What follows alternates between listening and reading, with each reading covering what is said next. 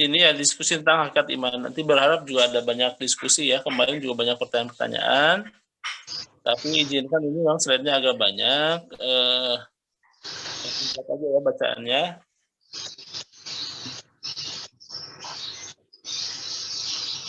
Insya Allah judulnya hakikat iman atau mungkin esensi iman gitu ya. Kenapa kita bahas ini?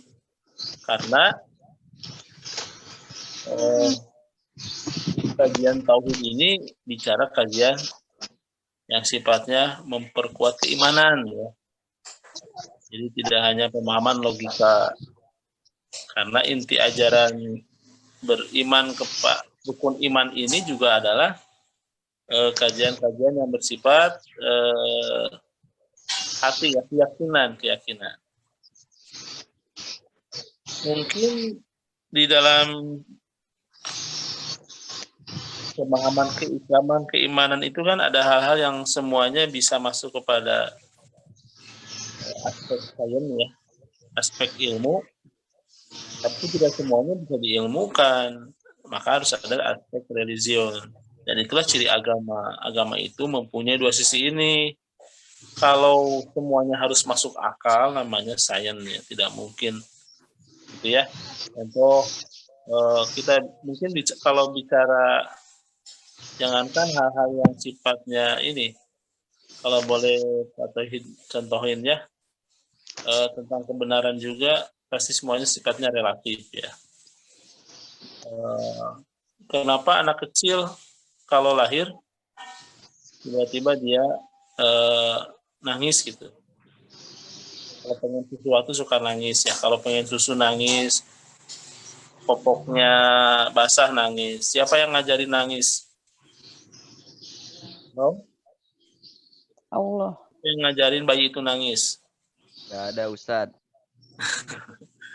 Ada nggak yang ngajarin nggak? Nggak ada. Tapi Allah memberikan petunjuk ilmu, namanya ilham untuk bertahan hidup. Makanya anak itu nangis. Padahal nggak pernah diajarin ibunya, Dek, bayi ya kalau nanti pipis bilang ya enggak, tapi otomatis. Oke, kedua, kalau itu namanya hidayah yang sifatnya sense atau sifatnya indrawi. Indra. Ya, kalau lihat ada kalau lihat laut yang kebayang ada apa? Kita lagi berdiri nih depan laut. Yang kelihatan ada apa? Pasir, ada air. Ya iya, itu kan lagi di laut ini. Ada bagus jawabannya. Kalau di laut nggak ada air masa ya? Ya pasti ada karang gitu ya. Ada perahu. Nggak, kalau lagi berdiri nih di depan laut nih tiba-tiba ada kita lihat apa? Ada hal yang ada laut. Iya, ada laut, namanya juga di laut. Jawabannya yang rada bagus ya. Ada fenomena gitu ya, kalau seolah-olah laut dan langit bersatu, betul tidak? Betul. Jangan ngebayang ada perahu, ada nelayan, itu mah udah pasti namanya juga di laut ya. Kalau di Jonggol mah nggak ada itu. Jonggol lagi. Oke. Maka kita dibantu dengan ilmu. Ada fenomena bersatunya laut dan langit ya. Apakah benar laut dan langitnya bersatu? Tidak. Benar tidak? Tidak. Kata siapa? Kata akal kita gitu. Karena kemampuan indera terbatas. Betul tidak? Kalau terlihat seperti nyambung gitu. Kalau ada sedotan di atas air, sedotannya lurus apa miring? Bengkok menurut indra. Tapi menurut akal kita? Enggak. Oke. Nah, akal juga terbatas nggak kira-kira? Kalau tadi indra terbatas, kalau akal terbatas nggak? Terbatas. Contohnya?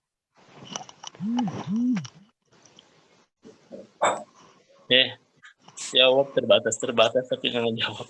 Contohnya apa? Contoh akal yang terbatas. Adanya perkara-perkara goib. Gimana? Adanya perkara-perkara goib. Nah, contoh apa perkara gaib itu yang sederhana? Adanya surga dan neraka, adanya siksa kubur. Terjadinya hari kiamat. Kematian lah aja, jangan dulu ke hari kiamat, ke surga, ke neraka, jauh-jauh teh kematian gitu. Pernah tahu nggak kalau orang mati itu kenapa ya dia jasadnya ada gitu ya? Tapi karena di RSU dan dia lagi di ruang ICU, bahkan di ruang apa namanya darurat tuh, ICU gitu, orang itu dinyatakan meninggal, jasadnya ada, ruhnya sudah tidak ada. Itu bisa nggak masukin ke akal? Kematian adalah kemarin pernah dijawab ya, terpisahnya raga dan ruh, ruhnya di mana, panjang lagi ceritanya. Nah itu hanya bisa dijawab oleh apa tadi? Oleh keimanan. Alhamdulillah. Siapa yang jawab tadi? Nurul. Nurul berapa nomor sepatunya? Nah, Nurul memahami tentang keimanan itu ada hakikatnya. Karena ada orang yang ketika meninggal itu nggak nerima, ya dia meraung-raung. Saudaranya meninggal, suaminya atau istrinya bahkan gitu. Sampai saya juga pernah ya menguburkan, karena saya juga sering ya melihat kalau orang-orang yang mau akhir meninggal itu, saya lihat wajahnya ya, wah rata-rata sudah ada tanda-tandanya gitu. Ini saya lihat sebagian sudah ada tanda-tandanya juga nih, wajah-wajah calon meninggal. Apalagi yang sudah dimatiin videonya mah ya. Oke ya, udah off dia ya, off sebelum waktunya. Tentang hak keimanan itu harus kita pahami. Mudah-mudahan materi ini bisa membantu ya, walaupun sederhana saya kira materinya. Teman-teman sudah paham. Kang Fajrul, buka Om Fajrul. Jadi pokok bahasannya ini kita tentang pengertian juga ya, karena halnya masih sifatnya masih terminologi ya. Apa sih yang mendukung naik turunnya keimanan seseorang? Kenapa ya ada orang yang tegar gitu ketika dapat ujian-ujian yang sifatnya di luar nalar? Tapi kenapa ada orang yang rapuh gitu? Baru aja diomongin, diputusin, gitu ya. Diputusin ya. Ini sudah rapuh ya. Nah, kenapa? Nanti kita bisa bahas di sini. Rukun cabang hal yang membatalkan keimanan dan keislaman harus paham juga 10 pembatal keislaman. Nawaqidul Islam. Terus hal yang tentang dosa besar dan tentunya dampak-dampak keburukan, maksiat terhadap keimanan kita. Tambah lagi, slide-nya tambah. Nah, pengertian iman ya. Ada ini langsung aja saya patuhi ya. Nanti kita banyak diskusi ya. Oke. Pengertian iman menurut bahasa artinya tasdik ya. Jadi Islam iman itu membenarkan artinya. Jadi keimanan kita itu sejauh mana pembenaran kita terhadap hal yang kita yakini gitu. Yakin ada akhirat nggak? Yakin. Yakin ada kematian nggak? Yakin. Sedangkan bagi orang yang beriman mah tentang kematian, tentang tua saja sekarang sudah tidak bisa dielakkan ya. Ada orang yang bisa menghindari dari tua kan? Tiba-tiba wajahnya gitu muda gitu. Ada nggak yang seperti Pak Tauhid wajah nanti muda terus itu ada nggak? Nah, Tidak ada. Tidak ada. Terhadap tua saja kita nggak bisa tuh. Ya, orang itu 0 sampai 40 tahun itu dia masa-masa puasa biasanya ya. Sedihnya 40 tahun. Mbak Dewi wes mulai ta? Udah mulai. 0 sampai 40 tahun itu dia fisik ya. Nih, teman-teman yang hari ini mungkin usianya rata-rata berapa? Ada 19. Ada. Oke. Ada yang udah 17? Udah lewat ya, sepenting sweet. 18. Oh, 18. Pak Toyib juga insya Allah masih 18 lah. Jangan nyebut sisanya, awas. 18 itu lagi bagus-bagusnya gitu ya. Produktif ini bisiknya lagi keren usia-usia segini karena emang demikianlah sampai 40. Kalau udah 40 mah 41 pandangan mulai kabur nih. Ceritanya Pak Toyib sudah mulai masuk angka 4 awal ini ya. Makanya lihat teman-teman ada burem gitu. Kemudian kameranya butut lah ini nggak kelihatan pisan ini. Ya. Tapi insya Allah sebagiannya bercahaya ya. Di sini aja yang mati lampu ya. Di lampu ya. Bawain itu lampu sorot. Oke, 45 pandangan kabur. 45 ubannya sudah bertabur. Bahkan sebagian di sini sudah ada yang ubanannya udah berpindah dari dunia hitam ke dunia putih ya. Jangan senyum-senyum Kang Fajrul. Ya, 45 uban bertabur, 50 kulitnya sudah mulai kendur, 55 ngomongnya kadang ngalantur, 56 makannya juga makan bubur ya. 60 giginya sudah jamur, 63 makannya makan bubur. Ciri-ciri ini orang itu sudah dekat kepada liang Kubur.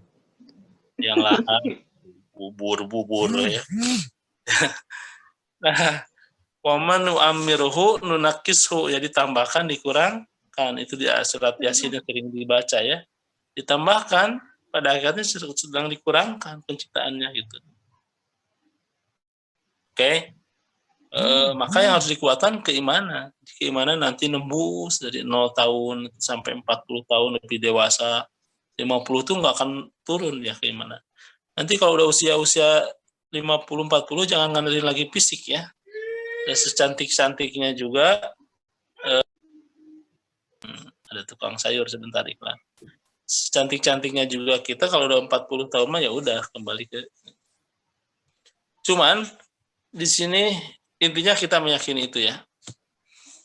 Secara istilahi iman itu ya sebetulnya memaknainya dengan itu, dengan rukun iman. Cuman ada bahasa yang lebih umum ya. Orang beriman itu 3 cirinya. Dia tasdik bil qalbi, dia tentunya membenarkan ke apa namanya? Hatinya, mengucapkan ikrar ya, lisannya, wal amalu bil jawari atau bil arkan, dan dia mengamalkan dengan arkan perbuatannya. Oke, lanjut ya, Kang Fajrul. Ini bisa dilihat ya. Ada iman dalam arti semata-mata ucapan dan lidah, tanpa dengan dibarengi hati. Inilah yang membedakan antara keimanan, kemunafikan, dan kefasikan.